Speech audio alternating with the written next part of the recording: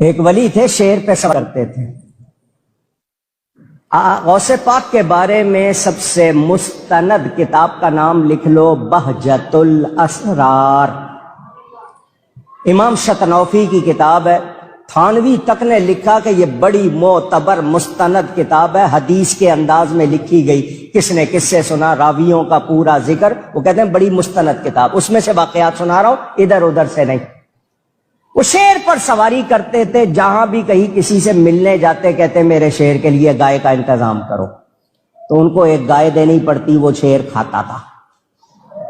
وہ گائے کھاتا تھا. وہ غوث پاک سے ملنے آئے، ان کے بارے میں بتایا گیا کہ جی یہ شعر پر سواری کر کے آتے ہیں اور کہہ رہے ہیں کہ جی میرے شعر کے لیے گائے. غوث پاک نے فرمایا گائے دے دو. مریدوں سے فرمایا گائے دے دی. یہ اندر آئے ملنے، باہر شیر کھڑا تھا، اس کو گائے ملی تو وہ آگے آگے چلا گائے کے لے جا کے کہ میں اپنا کھانا کھاؤں. غوث پاک کے دروازے پہ ایک کتا بیٹھا تھا، وہ پیچھے چلا گیا. وہ اس کے پیچھے چلا گیا. شیر جا رہا ہے، گائے جا رہی ہے، پیچھے پیچھے کتا جا رہا ہے. جس وقت وہ کھلی جگہ آ گئی تو شیر نے سوچا کہ میں اب اپنا کام کروں، گائے کھاؤں. وہ کتا اس شیر پر جھپٹ پڑا اور اس نے شیر کو پھاڑ ڈالا. کتے نے شیر کو چیر پھاڑ دیا. اعلیٰ حضرت کیا فرما رہے ہیں، کیا دبے جس پہ حمایت کا ہو پنجا تیرا، شیر کو خطرے میں لاتا نہیں کتا تیرا. شیر وہ کہ لوگ دیکھ کے بھاگ رہے ہیں، وہ بھاگ نہیں رہا، وہ اس کو چیر پھاڑ کے، کیونکہ اس کو کس کی حمایت حاصل ہے. ان پیر صاحب کو پتا چلا کہ ایسا ہوا، انہوں نے غوث پاک سے معافی چاہی، آئندہ میں ایسا نہیں کروں گا، لوگوں سے گائے نہیں مانگوں گا. توبہ کرائی تو غوث پاک نے اس کے شیر کو زندہ کر دیا. تو کیا میں غوث پاک سے بڑھ گیا؟ نہیں، میں تو غوث پاک کے قدموں کی خاک کا بھی غلام ہوں، خاک کی بھی خاک ہوں، ان کے کتوں کا کتا ہوں. جو کچھ ملا ان کے صدقے، یہ دعوت اسلامی ہے ان کے غلاموں کا.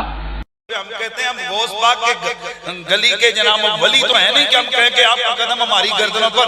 ہم تو کہتے ہیں یا غوث ثقلین، اے غوث اعظم، آپ اگر نسبتوں میں ہم عاجزی کا یہ انداز اختیار کرتے ہیں، آپ کی گلی کے کتے سے بھی نسبت ہو جائے، یہ بھی ہمارے لیے بہت بڑی سعادت کی بات ہے. یہ جو لوگ کہتے ہیں ہم غوث پاک کے کتے ہیں، فخریہ کہتے ہیں نا.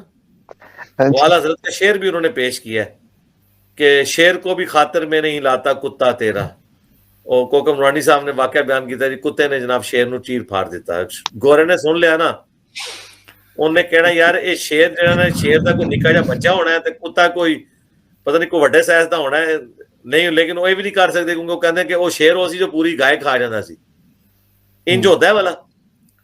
تو یہ کہتے ہیں نہیں ہمیں فخر ہے، ہم غوث پاک کے کتوں کے کتے ہیں. وہ کہیں گے ہم اس کی تعویل کر رہے ہیں، کتے سے مراد ہم ان کا وہ غلام لے رہے ہیں، ہم یہ ایک اعزازی طور پہ کہہ رہے ہیں. جیسے اس میں نے جواب دیا کہ کتے کا اعزاز کوئی نہیں ہے. شیر کا بچہ اور کتے کے بچے میں بڑا فرق ہوتا ہے. کسی کو کہا جائے شیر دا پتر تے کتے دا پتر، فرق ہے.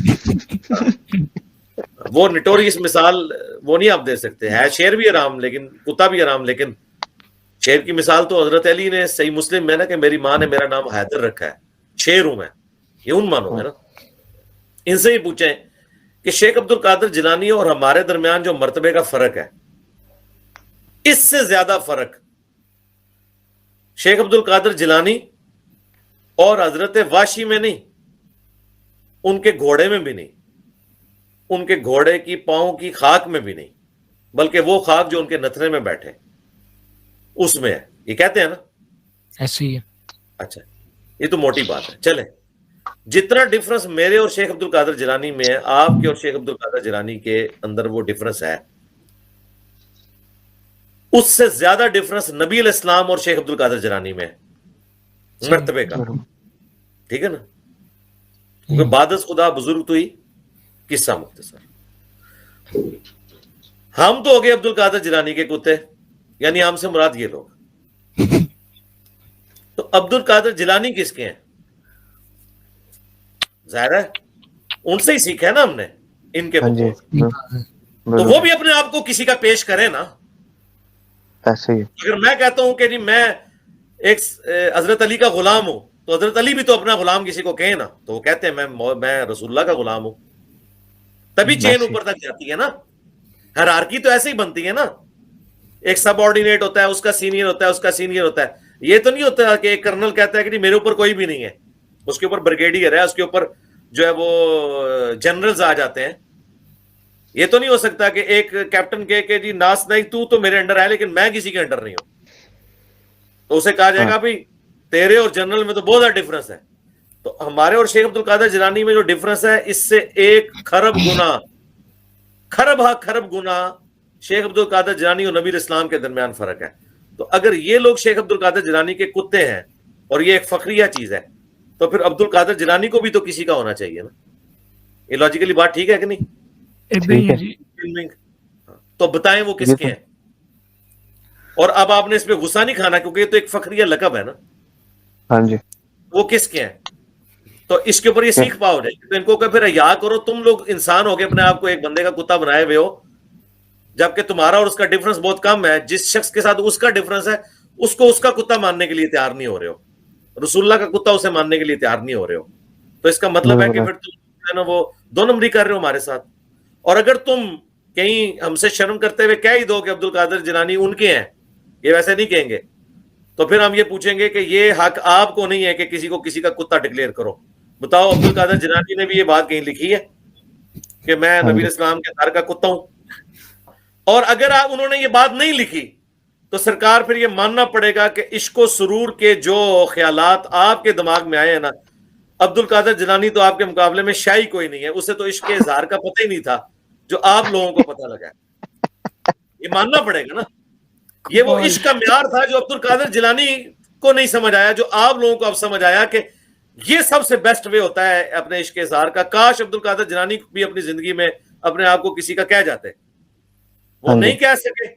تو اس کا مطلب ہے کہ واللہ یہ جو ہمارے پاپا جانی ہیں ان کو زیادہ عشق کا اظہار آتا ہے بنسبت شیخ عبد القادر جیلانی کے. تو اس کا مطلب ہے کہ ان کا مرتبہ شیخ عبد القادر جیلانی سے بھی زیادہ ہوا عشق رسول میں.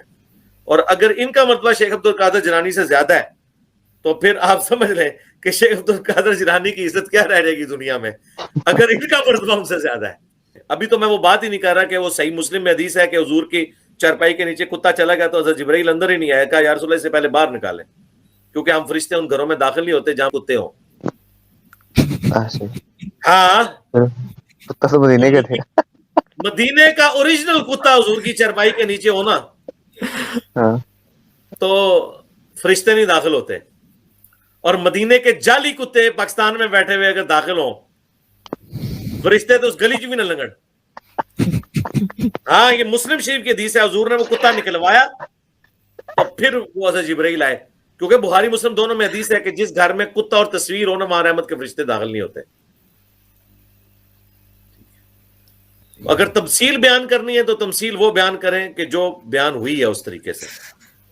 شعر والی تمثیل بیان ہوئی ہے حضرت حمزہ کے لیے, حضرت علی کے لیے, ہم مانتے ہیں اور وہ دنیا مانتی ہے اس چیز کو. دنیا میں مثال ہے شعر کی, کسی کو کہا جائے نا شیر دا پتر چوڑا ہو جاتا ہے تو انہوں کیا جائے کتے دا پتر